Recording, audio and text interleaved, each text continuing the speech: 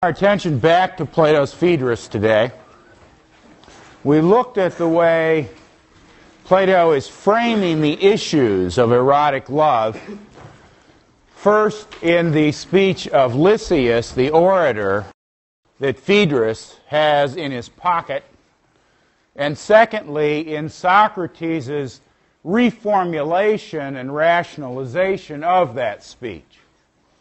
Both of those speeches praise the non-lover, say that the non-lover is superior to the lover, exactly because a non-lover is still in his right mind. You should strive to create relationships with people who are in their right mind, not people who are crazy, even if they're crazy about you. Socrates, when he gave his rationalized version, his improvement, his refinement of Lysias' speech, covered his head. He refused to say that this speech represented his own opinion. After he finishes that speech very abruptly, he tells the story about how a great Greek poet, who's an actual man, named Stesichorus, once created a poem about Helen, the great beauty whose abduction or seduction precipitated the Trojan War. Stesichorus fell blind after telling Helen's story and making Helen out to be the bad guy. He had slandered, he had libeled the nature of erotic love by misrepresenting Helen, this great beauty. Socrates compares his own position to that of Stesichorus and suggests that his first speech, the head-covered speech, the rationalizing speech, was itself a false speech about the nature of erotic love. And now Socrates wants to recant, that is, to re-sing a story about love. Stesichorus told another story about Helen, a story about how she really hadn't been there to cause the Trojan War. What Socrates will do is instead to tell a story that claims that the best things in human life, the most divine things, the most sacred things, do not come to us through rationalization and control, not even through self-control. Instead, those greatest things, and among those greatest things, the blessings of erotic love, instead, those greatest things come to us only when we open ourselves up to a kind of abandonment, to a kind of possession or an enthusiasm. The word enthusiasm literally comes from the Greek words for having a God within. So, Socrates at first accepts Phaedrus' offer to present the management of erotic life as something acceptable and noble. But when he uncovers his head and speaks, if not exactly in his own voice, at least in the voice of poetic possession, when he does that, Socrates now praises a life that gives itself over to being crazy, to being mad, to being crazy about your beloved. Now, this is a very complex speech, although it's not so very long in terms of pages, and we can't possibly hit everything. But I will try to hit some of the highlights. What I invite you to do is to go back through this speech with a fine-toothed comb, or at least with a closely sharpened pencil. Don't underline important sentences. Circle meaningful words. The way that this speech organizes thoughtfulness is not only, and perhaps not primarily, through a set of important theses or claims. What it does is to use a central vocabulary, key words, and to keep returning to them so that your thoughtfulness grows in proportion to the detail of your engagement with the text. It's not a bad thing to read by underlining important sentences. But for certain kinds of writers and for a certain kind of thoughtfulness, it's better to read by circling words than by underlining sentences. And I think that Plato is an example of this kind of writer. So, let me turn my attention to a few passages in Socrates' great charioteer speech. So we have this wonderful image of the soul as something like a charioteer who commands a team of 2 horses, a white horse, a noble horse, and a black horse, a rather sensuous and unruly horse. Now, it's important that this image of the soul is one total image. It's not as if our soul is really the charioteer driving the team. Our soul is everything that's in this image. So that the black horse is as much who we are as the white horse, or as the charioteer. And indeed, in the way that the story proceeds, if we had no black horse, if we didn't have the restlessness of sensuality, one wonders if we would ever overcome our bashfulness and approach the objects of our erotic interest. So while in some sense the black horse is a bad horse, is an unruly horse, the point of the myth cannot be captured by thinking that we would all be better off if only we didn't have an unruly horse embedded in our soul, part of our erotic life. What would make our life best is some sort of powerful integration of all 3 aspects of the human psyche. But the myth doesn't show you that there's some easy way to create that integration, to achieve it. Because each aspect of the soul seems to do some of its own particular work, some of its own irreplaceable work in the life of falling in love and being in love. So, we've got this image of the charioteer driving the team of the 2 horses.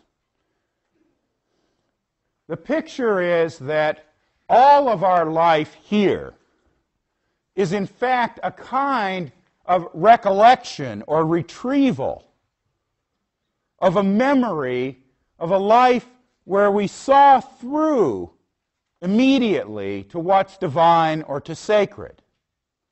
Here, in this world, we see as through a glass darkly, in an enigmatic or a riddling vision, as if of an oracle. So that the experience of falling in love is first and foremost an experience of confusion, of being at a loss, of not knowing what we should do or say. But at the same time, an experience of extraordinary exhilaration and excitement. The charioteer's speech is an interpretation of that erotic confusion. The interpretation is that when we fall in love with somebody here, when we have that special experience of appreciating a beloved's beauty, often enough a beauty that may well escape the notice of other people, that may even make us an occasion for the laughter of our friends. When we experience a beloved's beauty in the way that excites us to a kind of erotic exhilaration, what's really happening is that that beloved person is for us an occasion of remembering something sacred and divine. It's not exactly that the beloved, him or herself, is a god, But the beloved, him or herself, is something like a votive statue, an occasion for our hearts and minds to turn themselves toward the gods, toward something sacred. When we fall in love with them, we see in them something divine. In the myth of the charioteer, this something divine we have seen directly and immediately in another life. When we were in the chorus of a God who led us to the top of the world, where we could look out and see these divine realities. But even in the myth world, even within the myth of this divine vision, for us, unlike for the gods, the vision was fleeting and difficult. As we try to get our horses to fly in an orderly way, but they bang into other people's horses. They spin around, they move up and down. The best we ever get is a glimpse of these realities. But so potent is that glimpse that forever in our soul, a memory of those best things stays with us. So in the myth world, there's immediate vision. There's not perfect vision, but there's immediate vision. Not so in our life, in our world.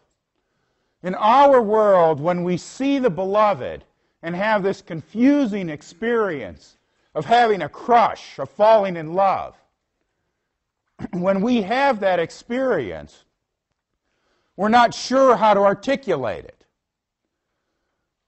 We don't see the beloved simply as something divine.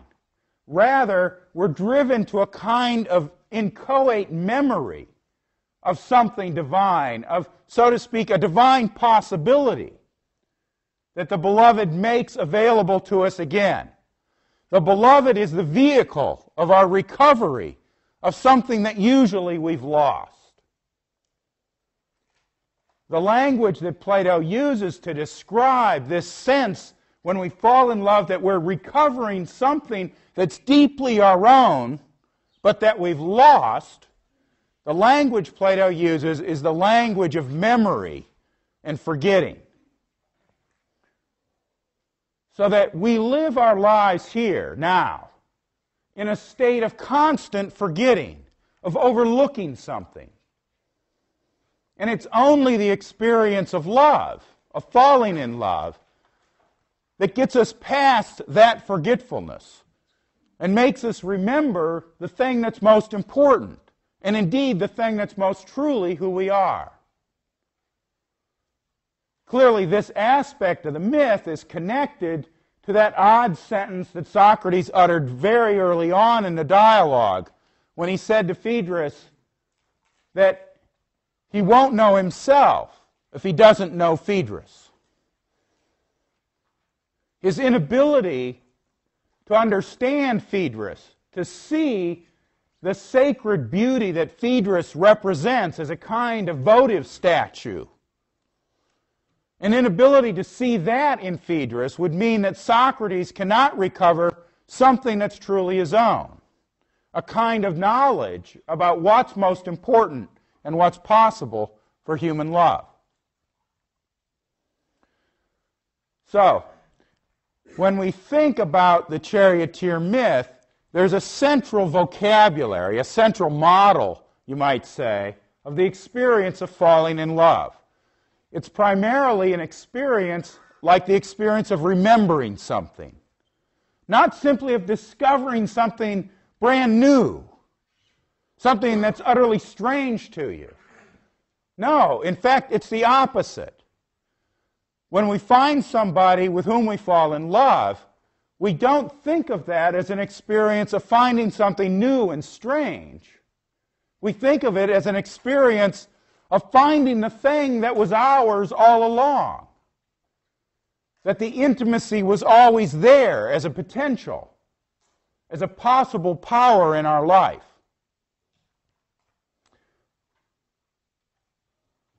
Now, this all sounds as if falling in love would be a completely good thing. Why would anybody want to reject the sort of knowledge, the sort of recovery of knowledge that memory can bring in all the excitement of falling in love? But of course, an aspect of this experience of recovery is at the same time an experience of overlooking a lot of what we take in everyday life to be what's most important to us. In remembering the human potential for something sacred and divine through falling in love with your beloved, you tend to become more foolish by the everyday standards of the world. You tend to forget to do things that people normally think you should do. You tend to overlook your dignity. You stop being respectable. You write bad poetry. You follow somebody around like a puppy dog. You look like a slave. So that the very act of memory, for which the beloved is so potent a vehicle, can look from the outside like an act of forgetful foolishness. It's no wonder that there's an aspect of our personality, let's call it the dignified aspect, that resists giving itself over to the crush, to the fall. It's no wonder that we call it falling in love. We don't call it just going into love. It's something that seems to happen to us, that strikes us, as if we've been made passive, and in that sense lost something of ourselves in order to let it flow in upon us. So, this speech tries to capture something of our ambivalence toward the experience of love. The way that there's something that's truly us, that's recovered when we fall in love, but also something that we think of as really important to us. Call it your dignity, that you lose when you fall in love. Another especially striking aspect of this myth, this comes out around 250 or so. Socrates is talking about how beauty has a special privilege in human life. Justice, courage, wisdom, piety, all of these virtues have within them something divine, something sacred. And when we see them in our world, always, no doubt, rather imperfectly embodied in some limited way, but yet when we see them shining in our world, when we experience them, we have a kind of admiration for them. But, Socrates suggests, our experience of beauty is fundamentally different. However much we might admire justice or courage, with beauty we are moved much more immediately. The experience of falling in love because we experience something or someone as beautiful is fundamentally different and is much more vivid and immediate than the experience of admiring somebody for his or her justice or temperance or courage. And Socrates suggests that beauty alone has this special privilege, that in this, our sensuous life, beauty shows forth immediately. He uses the vocabulary of it shining. However justice might impress us, it does not shine forth immediately in the way that beauty does. So that beauty has this particular privileged position in human life. It brings us more directly back to the experience of something as sacred or divine than anything else will. We may well treat someone we think of as distinguished in justice or in courage or in temperance. We may well treat that person in some special way. But it's unlikely that we will ever dote on those people, dote to idolatry, in the way that we dote on our beloveds. Indeed, many of us who are in love with somebody can, at least in our calmer moments, see that the person we're in love with may not be the most just or courageous or temperate person we know. Indeed, may not be especially exemplary in any of those virtues.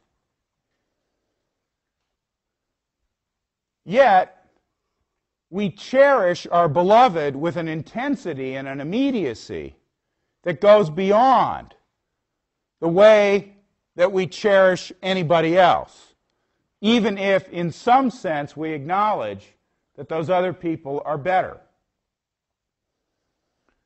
So this is another part of the experience of being in love, of falling in love, of being crazy about somebody, having a passion for them, that Plato's trying to capture in the charioteer myth. There's a kind of partiality about falling in love, that we pick out the person whom we love and distinguish that person in a way that's different from our admiration or respect for any other person, for any other reason.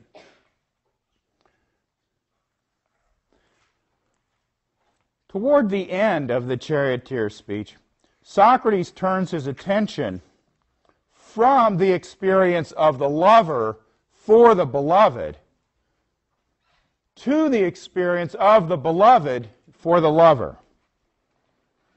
This is the paragraph that begins near 255c.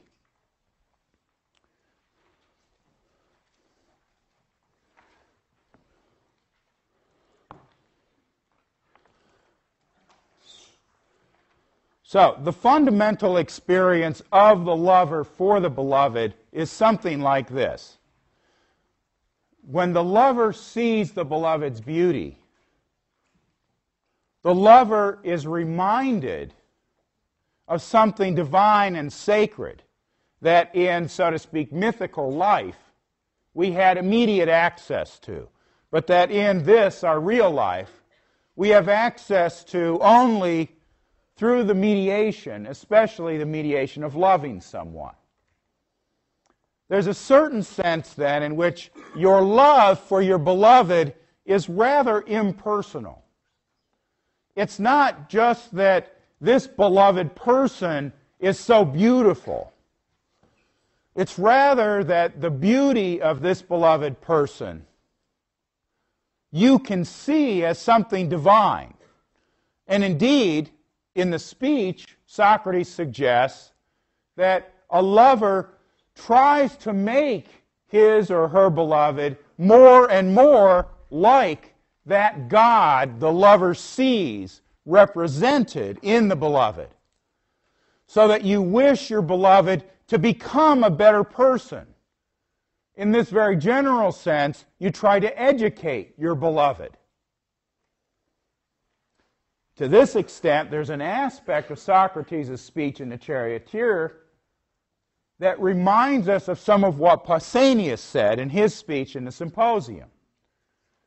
The notion that true love goes along with the desire that the beloved become a better person. And in that sense, there's something rather impersonal about the structure of love. At least when we're the beloved, we don't always want to be better. Sometimes we say things like, I want you to love me just the way I am. There's even a song about it. But if I love you just the way you are, or if you demand of me that I love you just the way you are, that can prove to be very flattening of a relationship. It might well be that the best kind of love is a love in which my love for you, for my beloved, creates in my beloved aspirations to, so to speak, live up to the lover's image of you. Your lover sees more in you than you may see in yourself. And so this experience of the lover being a kind of refining or perfecting mirror of the beloved is also central to the myth of the charioteer. So in this passage at 255 C and D, Socrates says this. He says, when the lover is filled with love for his beloved, his own desire overflows back toward the beloved. Think how a breeze or an echo, you'll remember that a breeze, that is Boreas, the north wind, was very prominent in the myth at the beginning of this dialogue, a myth about how the wind might take possession of a particular young girl. Think how a breeze or an echo bounces back from a smooth, solid object to its source. That is how the stream of beauty goes back to the beautiful boy and sets him aflutter. It enters through his eyes, which are its natural route to the soul. There it waters the passages for the wings, starts the wings growing, and fills the soul of the loved one with love in return. So the picture is that the lover is so filled with the beauty of the beloved that the beloved himself can see that. When he looks at the lover and sees the lover filled with love, the beloved finds something extraordinarily attractive about that. But the beloved's not really sure what it is that's attractive. So Socrates goes on. He says, at that point, the boy is in love, but has no idea what he loves. He does not understand and cannot explain what has happened to him. It is as if he had caught an eye disease from someone else, but could not identify the cause. He does not realize, and there the Greek word is, he overlooks, it escapes his notice, he forgets that he has seen himself in the lover as in a mirror. So the beloved, fundamentally, through the lover, is able to experience his or her own beauty. We can't see our own beauty.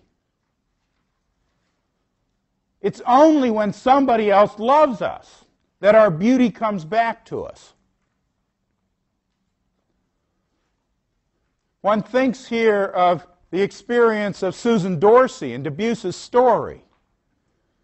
The way that there's a kind of fullness, a kind of gratitude she can only experience when it's reflected back to her from the appreciation of a lover.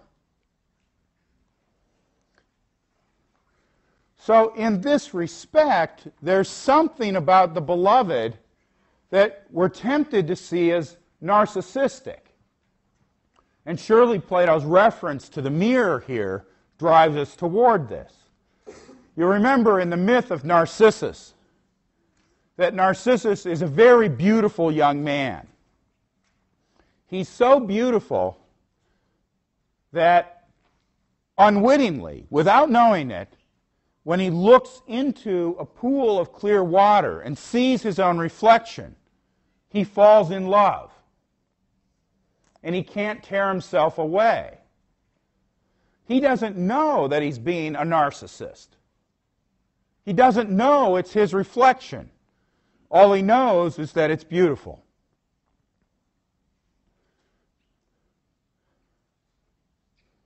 There's also the myth of Echo. Echo had the misfortune of falling in love with Narcissus. But because of a curse, she could not speak anything that had not already been spoken to her. So that unless Narcissus said to her, "I love you," she could not say to him, "I love you." So this passage is very deeply rooted in the myth of Echo and Narcissus.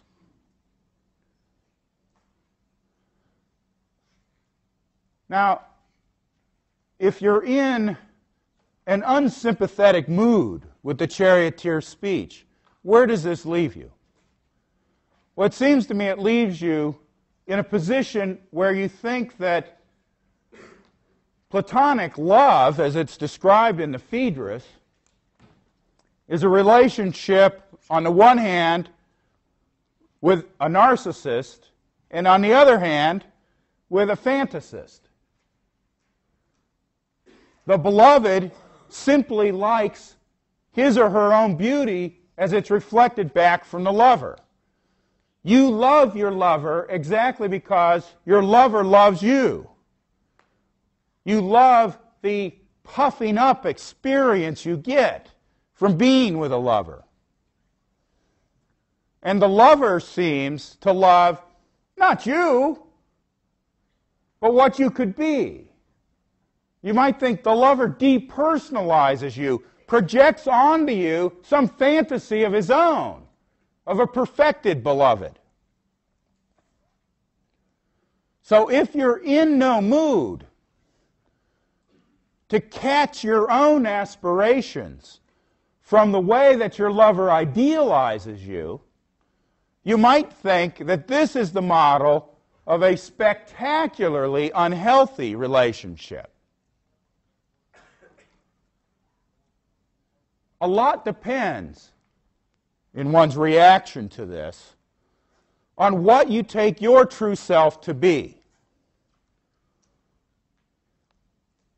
If the lover's idealization of you isn't the real you, a more real you than the rather petty and mundane you that's around every day, then it looks like the lover's just projecting a fantasy upon you. But if the real you is that divine and sacred self that the lover recovers from an inchoate experience of erotic restlessness, then this model of love becomes much more powerful.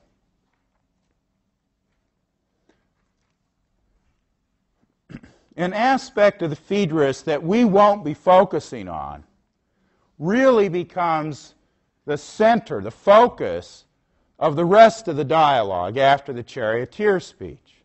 And I wanted to mention it to you now because the next thing we're reading, Thomas Mann's great novella, Death in Venice, is also very much involved with it. It's the problem about the status of writing. Writing, or reading, seems necessarily to be a mediated experience of beauty. Not immediate, but something that takes place through a vehicle. So that writing, even at its best, could be no more than a reminder of beauty. The greatest description of somebody's physical beauty in writing might seem to fall short of the briefest visual experience of that person's beauty. All of the descriptions in all of the books ever written about the pleasures of a wedding night don't seem to be choice-worthy compared to one real honeymoon. So the Phaedrus, and Thomas Mann, in part responding to the Phaedrus, is concerned about whether or not writing can serve the function of helping us recollect something divine or sacred in human life. Or instead, can writing be a kind of shield, a kind of defense mechanism against life itself? When at the beginning of this dialogue, Socrates presses Phaedrus with the question, Phaedrus, what's that you've got under the cloak? Because if Lysias himself is here, I'm not going to listen to an amateur like you report his speech. When Socrates says that, Socrates breaks down the boundary between a text that seems merely mediated and the presence of that speaking human being, that man, Lysias.